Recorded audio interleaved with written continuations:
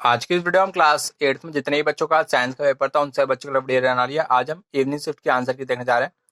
चलिए आंसर की तरफ बढ़ते हैं। सेक्शन ए का जो आपका यहाँ पर फर्स्ट क्वेश्चन है, यहाँ पर आपको बोला गया right any two characteristics of either metal और नॉन मेटल। इनमें से आप किसी भी एक का जो कैरेक्टरिस्टिक है आप यहाँ पर नोट कर सकते हैं।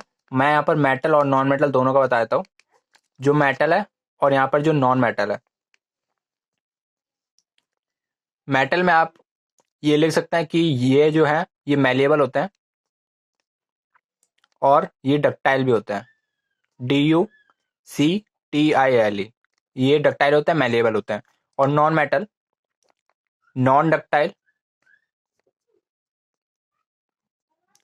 और ये नॉन मैलिएबल होते हैं।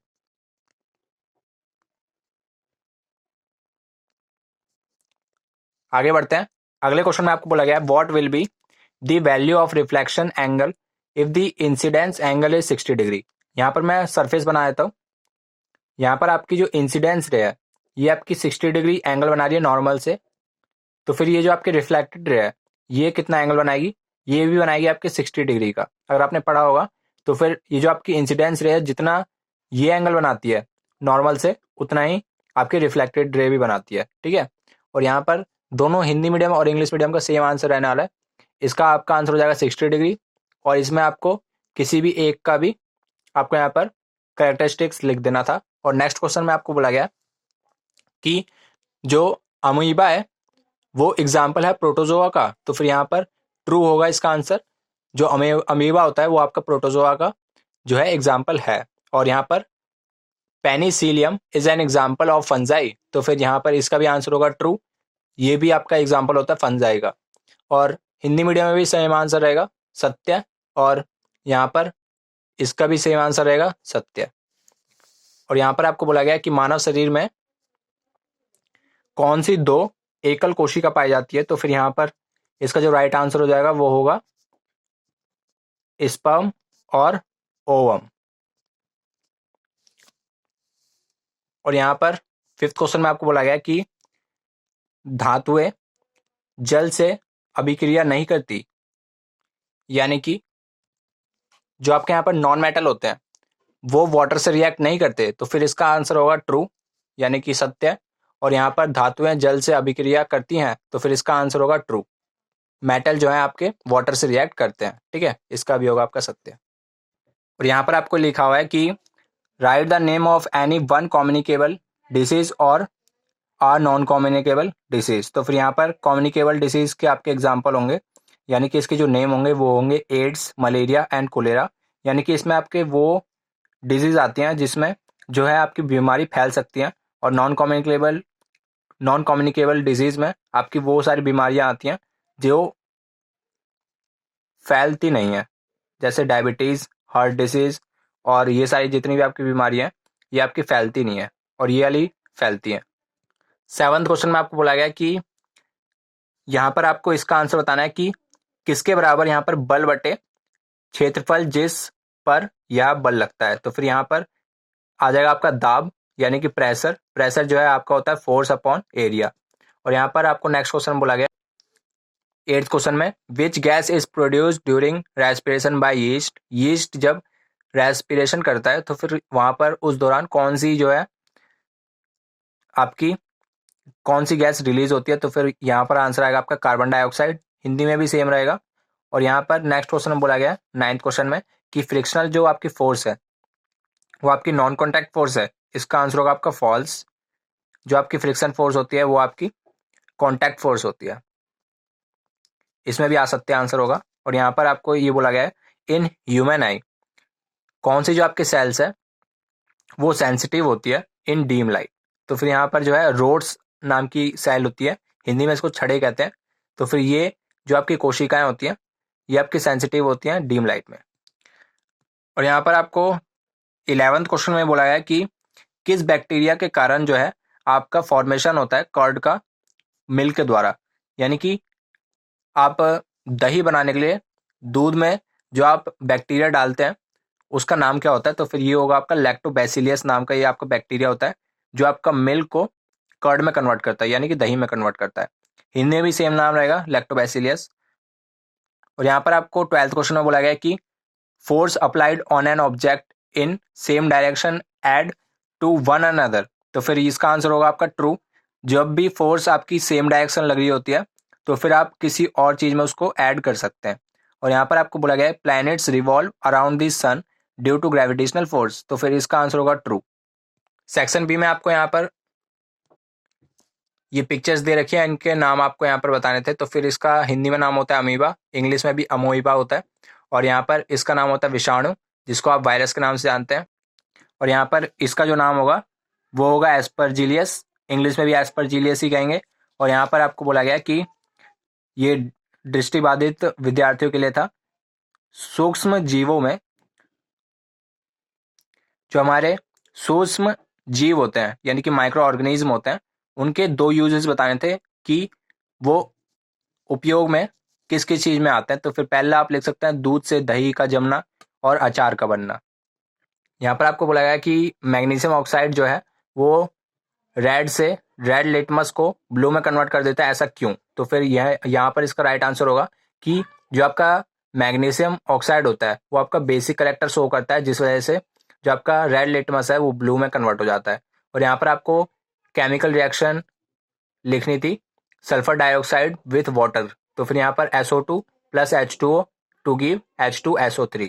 और यहाँ पर आपको 4th क्वेश्चन में मैचिंग करनी थी, तो फिर यहाँ पर सोना का हो जाएगा आपका आभूषण, और मरकरी यानी कि इसका हो जाएगा आपका थर्मामीटर, ये थर्मामीटर में पाया जाता है, और कार्बन ईंधन, और ऑक्सीजन श्वासन। और इंग्लिश मीडियम में भी देख लेते हैं।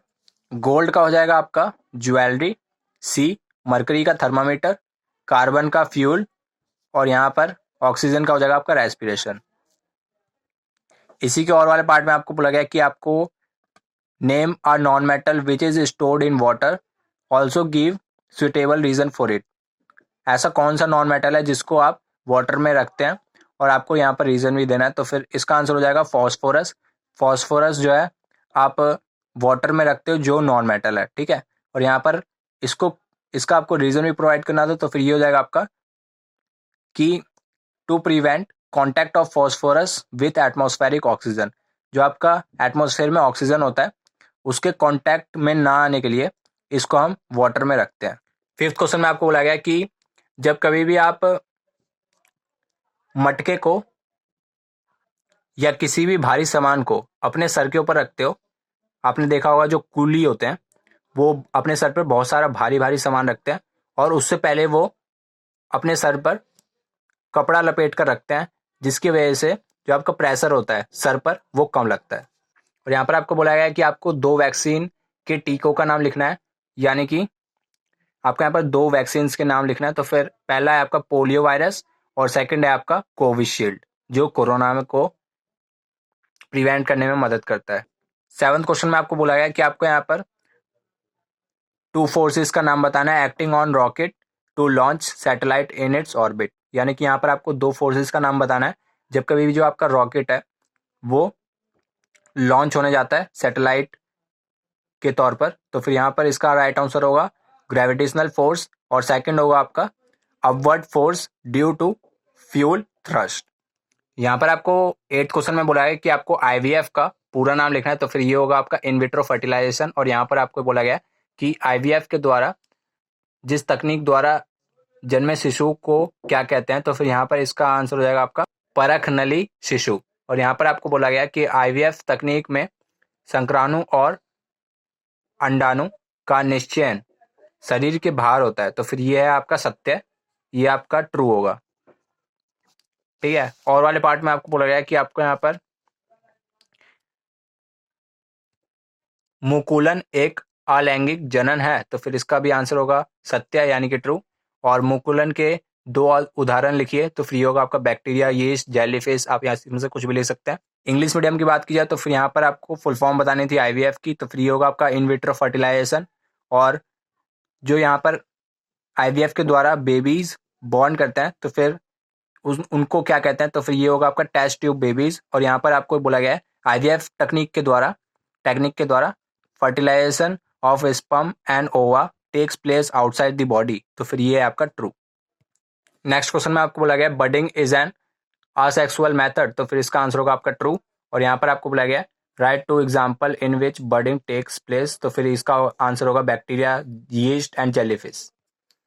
और 9th क्वेश्चन में आपको यहाँ पर इन 3 क्वेश्चन के आंसर देने थे। ऑप्शन आप सभी को गिवन है 1 2 3 4 5 6 7, 7 ऑप्शन आपके गिवन है और उसमें से आपको 3 छाट के इसमें से लिखना है।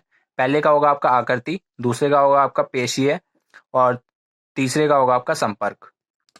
इंग्लिश मीडियम की बात की जाए तो फिर पहले का होगा आपका शेप, दूसरे का होगा मस्कुलर फोर्स और तीसरे का होगा कॉन्टैक्ट फोर्स। 10th क्वेश्चन में आपको बोला गया कि पोटेशियम और सोडियम को मिट्टी के तेल में क्यों रखा जाता है, तो फिर इसका आंसर होगा क्योंकि वो जो है हाईली रिएक्टिव होता है नेचर में। इसका मतलब है वो बहुत जल्दी किसी और मेटल के साथ या किसी और गैस के साथ वो कंबाइन करके नेचर में ब्लास्ट कर देते हैं। और इंग्लिश मीडियम वाले बच्चे ये वाला आंसर लिख सकते थे because they are highly reactive in nature. और यहाँ पर आपको बोला गया है कि जो जिंक है वो डिस्प्लेस क्यों कर देता है कॉपर सल्फेट को कॉपर से, तो फिर यहाँ पर इसका राइट आंसर होगा कि जो आपका जिंक है वो हाईली रिएक्टिव होता है कॉपर के, ठीक है, तभी वहां पर कॉपर आपका डिस्प्लेस हो जाता है। और यहाँ पर आपको मैचिंग करनी थी, इन सभी का आंसर आप देख सकते हैं। ये जो आपका इसका आंसर होगा वो होगा आपका यहाँ पर ऑप्शन नंबर डी, सेकेंड का होगा आपका यहाँ पर ऑप्शन नंबर सी और थर्ड का होगा आपका यहाँ पर ऑप्शन नंबर ए, फोर्थ का होगा आपका ऑप्शन नंबर ई और फिफ्थ का होगा आपका ऑप्शन नंबर एफ, सिक्स्थ का होगा यहाँ पर option number B. English medium की बात की जाए तो फिर फर्स्ट का आपका आंसर होगा इंटरनल फर्टिलाइजेशन, यानी कि जो यहाँ पर ऑप्शन नंबर डी है ये आपका यहाँ पर राइट आंसर होगा fertilization inside the body, asexual fertilization इसका आपका आंसर होगा only single parent is involve और एक्सटर्नल फर्टिलाइजेशन इसका आंसर होगा option number A fertilization outside the body, viviparous animals इसका आंसर होगा आपका ऑप्शन नंबर 6, ठीक है, give birth to young ones. और यहाँ पर नेक्स्ट है आपका सेक्सुअल रिप्रोडक्शन, इसका राइट आंसर होगा ऑप्शन नंबर 7। और यहाँ पर ओविपोरस एनिमल्स लेज एग्स यानी कि ऑप्शन नंबर बी। एमसीक्यू आप यहाँ पर देख सकते हैं कि फर्स्ट का होगा आपका सा यानी कि सात, सेकंड का होगा आपका बा यानी कि काला, थर्ड का होगा आपका केवल प्रावर्तन और इसी में आपका इंग्लिश मीडियम का है how many colours are present in white light, white light में आपके 7 कलर होते हैं। सेकंड है आपका which colour is not present in rainbow, rainbow में कौन सा कलर प्रेजेंट नहीं होता, तो फिर आपका ब्लैक राइट आंसर होगा। और यहाँ पर आपको बोला गया है rainbow is natural phenomena showing, तो फिर यहाँ पर रिफ्लेक्शन शो करता है। और यहाँ पर 14 क्वेश्चन के आप सारे के सारे आंसर देख सकते हैं। पहले का होगा आपका सा, दूसरे का होगा बा, तीसरे का होगा आपका सा, दोनों आ व बा। और यहाँ पर आपको और में गिवन था मेंढक एक अंडप्रजक जंतु है। और यहाँ पर इसी का और वाला पार्ट है जिसमें आपको इसके इंग्लिश मीडियम में क्वेश्चन पूछा गया है। तो फिर पहले का होगा मेटामॉर्फिस और सेकंड का होगा आपका option number B egg tadpole larva adult, third का होगा आपका which fertilization takes place in frog, तो फिर ये होगा आपका internal fertilization and external fertilization यानी कि option number C both A and B. और frog is an oviparous animal. यहाँ पर इसका होगा उत्तर लेंस और अभिसारी लेंस और पारदर्शी। इसी के इंग्लिश मीडियम में आपको पूछा गया कि यहाँ पर जो वो कौन सा लेंस होता है जो मिडल से थिकर होता है, तो फिर ये होगा आपका कन्वेक्स लेंस, सेकंड का होगा कन्वर्जिंग लेंस और थर्ड का होगा आपका ट्रांसपेरेंट यानी कि ऑप्शन नंबर बी। और बाकी इस वीडियो में इतना ही, नेक्स्ट वीडियो मिलता है। वीडियो अच्छी लगी तो फिर वीडियो को लाइक कर देना और चैनल पर नजर सब्सक्राइब कर देना। बाकी मिलता है आपसे नेक्स्ट वीडियो में किसी साथ, तब तक जय हिंद जय भारत।